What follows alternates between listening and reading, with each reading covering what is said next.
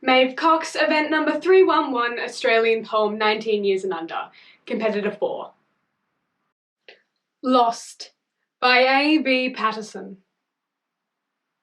He ought to be home, said the old man. Without there's something amiss.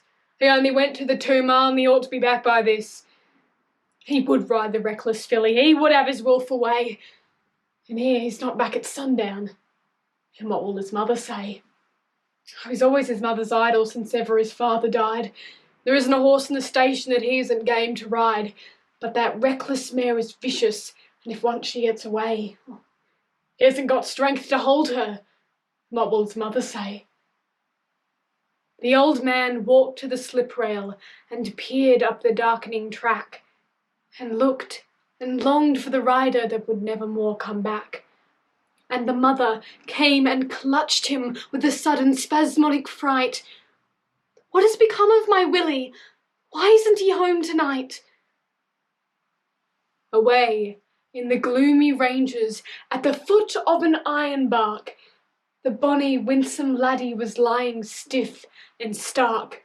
For the reckless mare had smashed him up against a leaning limb, and his comely face was battered, but his merry eyes were dim.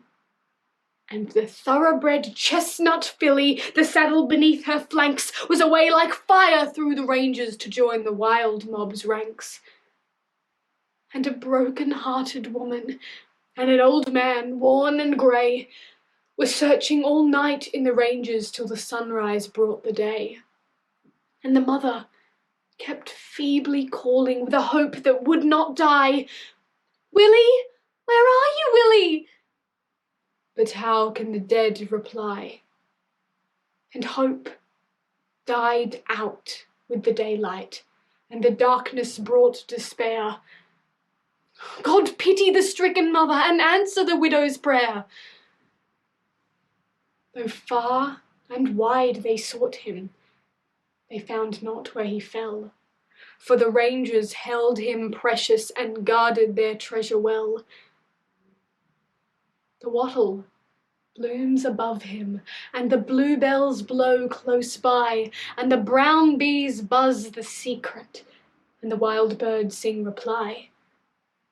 But the mother pined and faded and cried and took no rest, and rode each day to the ranges on her hopeless, weary quest. Seeking her loved one ever, she faded and pined away, but with strength of her great affection she still sought every day. "I know that sooner or later I shall find my boy," she said. But she came not home one evening, and they found her lying dead, and stamped on the poor pale features as the spirit homeward passed was an angel's smile of gladness. She had found her boy at last.